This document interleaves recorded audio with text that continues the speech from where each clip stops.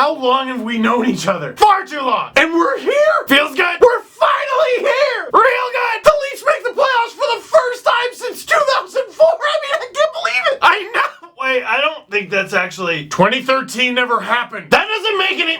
I'll sleep better. You're right. Hi, everyone. Hello. Come on. The Leafs won a thing. Austin Matthews. Mono. Wizardry. And well, time for a rebuild. This team is ruining my life. Leafs win 5-3 over the Pittsburgh Penguins. And in doing so, I don't care if you're watching your TV right now. I don't care if you're watching a laptop, your phone. Say it with me. The Toronto Maple Leafs have clinched a playoff spot for the first time since 2013, which doesn't count, so we're not going to talk about it, and the first time in a full season since 2004, since I was wrapping up the 10th grade. The Leafs are a playoff team. The top song in the Billboard charts for February 28th, 2004, all the way to May 15th, 2004, was Yeah by Usher. And then May 22nd to July 3rd was Burn by Usher. And then here are the Toronto Maple Leafs ushering in a new era. In 2006, the Tampa Bay Lightning eliminate the Toronto Maple Leafs by beating the eventual Stanley Cup champions in the second last regular season game. In 2017, the Leafs knock off the Tampa Bay Lightning by beating the reigning Stanley Cup champions in the second last regular season game. I like that. I like that a lot. But we will be classy about this and we'll get to those teams later. In the meantime, let's talk about this game. Alright, the Penguins aren't starting Hornqvist. They're not starting Malkin. The Fleury's in net. There's all kinds of opportunities to win this. The Penguins have no reason to care. Except it's the Penguins. What a pickle. The pickle Penguins, you could even call them in this one. Leafs come out and they're looking good. They're looking great. They are looking like a team playing for their playoff lives against a team that doesn't really care. Until you give them 5 feet of space and no! Ow! Who was it? No! The worst thing about that goal is no matter how hard I try to pretend like that wasn't about to be a goal, no matter how hard I try to pretend like that wasn't Phil Kessel from the Phil Kessel spot, it still was. Phil Kessel, who refused to speak to the Toronto media before this game, and I can't say I blame him, puts the Penguins up 1-0. Snipes on Freddie Anderson. Okay, we have to keep our composure! And oh, did they. Philly fans have warned me from day one. There are two JVRs. There's JVR you don't notice much, and uncontainable JVR. As he's crossing the blue line, JVR one-hands it with his stick over his head on purpose, and it comes down perfectly on his stick. Cuts in the middle to one side, shoots on the other. That is my go-to NHL 17 move, and he did it in real life! JV, aren't you glad he's a Leaf? And JV, aren't you glad it's tied? 1-1. Oh, not yet. They reviewed it. Wait, they reviewed it? Can someone get their boy Mike Sullivan? Can someone please tell him to calm down? There's nothing to play for, you jerk. I had some people tweeting at me like, oh no, you always want to win the game. Shut the hell up. Penguins fans tweeting at me like, you can't hate Mike Sullivan. Man, watch me. The goal stands. Penguins lose their timeout because that's what you get, and it's tied. To the second period we go. Just 2 minutes into the second, everything's looking...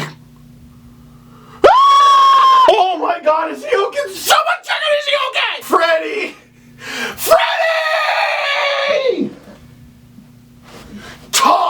Tom Sestito cuts in front of the Leafs net and hits Freddie Anderson, and the thing Tom Sestito doesn't have. Tom Sestito has 21 points in 153 career NHL games. 12 Leafs, including 6 rookies, have more points than that this season alone. Zach Hyman has 28 points. He's got 7 more points than Sestito has in his entire life. Do you know how many birds were needlessly killed because they got sucked in by the gravitational pull of that big pumpkin head of his? Tom Sestito is a cheap leather vest away from being a low-rent villain at the high school that the Power Rangers went to. Tom Sestito was the guy at lunchtime who would take your Dunkaroos and throw them in the air yelling, "Scrambles!" Tom Sestito is the guy who took out Freddie Anderson. Now, not the dirtiest thing he ever did. Probably not even in the top 20. Malicious? Negligent? Curtis McElhinney goes into the Leafs net and the Leafs go on the power play. William Nylander, another guy who was just in beast mode in this one, was sucking in all the Penguins' attention. Because evidently the Penguins are LFR fans, because I see teams all the time just leaving William Nylander alone and I tell them, don't do that! So guess what? Attention, I'm gonna shoot passes it to Tyler Bozak! For Freddie! Bozak to the rescue, and we'll see if that is the goal that takes the Leafs to infinity and beyond. Then Nikita Zaitsev puts the puck over the glass. Penguins are on the power play, and here's the thing. Curtis McElhinney, in his starts, has actually been great since coming to the Leafs. Like, seriously good. In relief, He makes a good save in the penalty kill. Okay, there's one. Makes another good save in the penalty kill. Okay, there's two. Where are you going, Garnet? McElhaney, way out of position, way out of his net. What are you covering the side of the net for? You're not a defender. And Sidney Crosby puts it in the back of the net because Sidney Crosby, he doesn't take a game off, does he? And we head into the third period. Tied at 2. Can I tell you, from about the moment Freddie was hurt onward, I could feel my pulse in my neck. I could feel it in my lips. Do you ever feel your pulse in your lips? If you can feel your pulse in your lips and you're not on drugs, I think that means you're about to die. And that's how I felt for over an hour and a half. About 7 minutes into the third. Okay, McElhaney's doing fine. The Leafs are doing fine. The Leafs look like the better team than the Pits.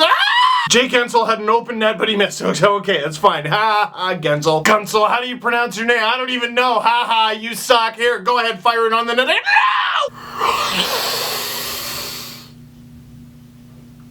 Why? Guentzel just throws a blueberry muffin, like not even on net, in front of the net, not even in the blue paint, just here you go, just here you go. And Jake Gardiner tries to corral it with his skate, and in it goes. McElhaney just misses it, and it's in the net. The Penguins are up 3-2, which means the Leafs are losing 3-2. Why? Oh my God, you know it. Oh my God, you know it. You know this is how it's gonna end. You know it. Gardiner puts it in his own net. Freddie's hurt. Phil Kessel scored a goal. It's all the symptoms. Own goal, hurt goalie, ex-Leaf scoring on the Leafs, Locust. Like, that's how it works. Oh my God, they're not going to win this game. And the minutes tick by and they're still not going to win this game. And it's halfway through the period and they're not going to win this game. The Leafs are actually going to lose this game. Under 6 minutes to go while the Leafs are losing this game. Just 6 more minutes for me to, again, feel my pulse in my... Austin Matthews with the puck behind the net, just... This might have been the moment he became Leafs captain for me. Just stoically like, I got this. And a captain needs to have confidence. And it takes a certain kind of confidence to be like, Matt Hunwick is open. There's a scoring chance. Matthews in front of Hunwick, who's there for some reason. Amazing pass to a wide open Kasperi Kapanen. Scores! That's right. The former Penguin scores his first career NHL goal for the Leafs because it's a new day. What a sick goal. It was Matthews to Hunwick to who scored that goal? Who?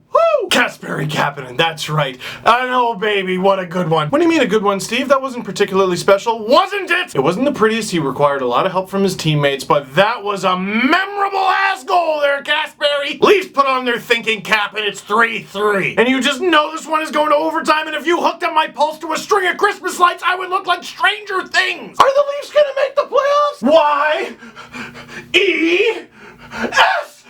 Less than 3 minutes to go. Jake Gardiner, who is about to get beaten with a blue and white whale, throws it on net. Connor Brown tips it. It goes up and over Marc-Andre Fleury, and Connor Brown is all of us.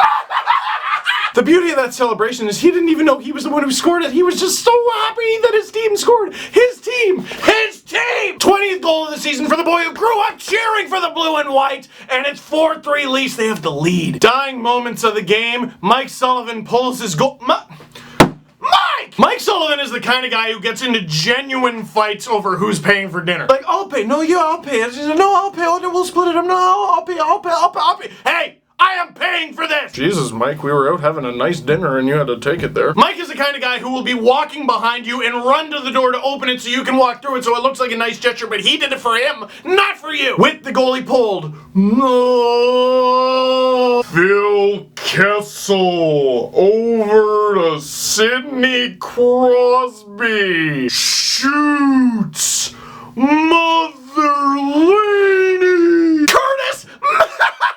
He's a pretty good backup 80! Makes the save of the season, the save of his career on Sidney Crosby. Stretching like, yeah! And it wasn't just the amazing stretch to stop the puck with his foot, it was immediately covering it up with his glove after, because again, that's Sidney Crosby. He went to the Mike Sullivan School of Chilling, which evidently is a very hot school. Roman Polak with a big block. Austin Matthews carries it out, and all he's got to do is bring it to center ice to avoid the icing. That would have been the responsible thing to do.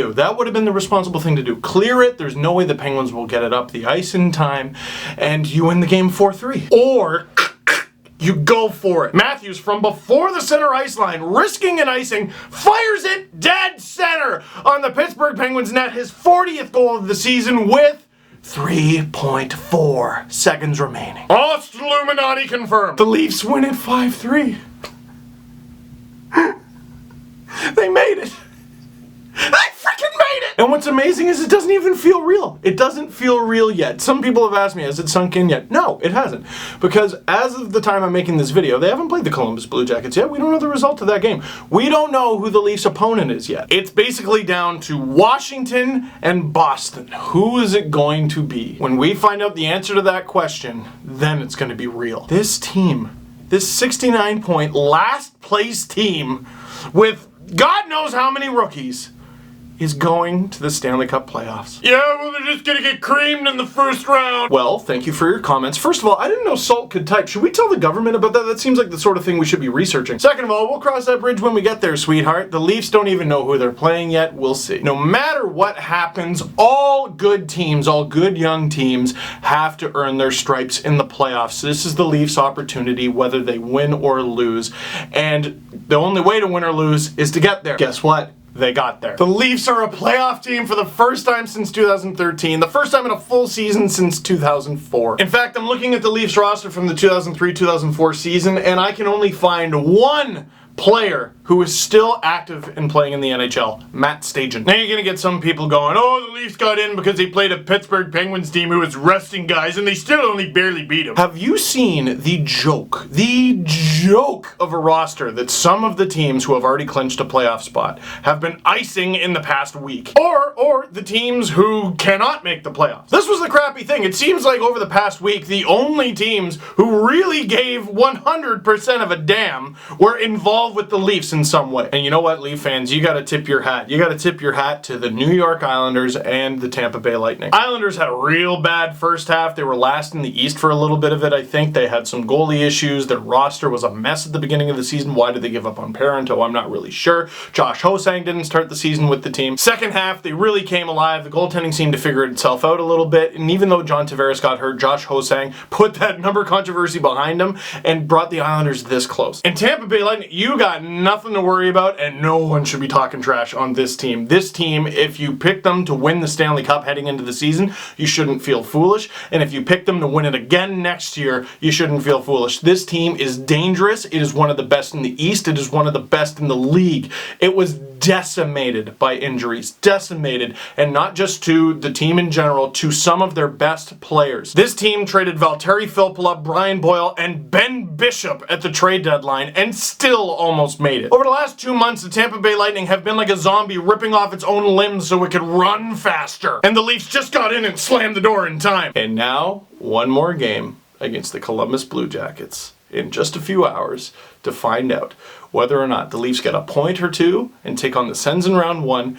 or they lose and take on the Capitals. Regardless of who they face, are you in?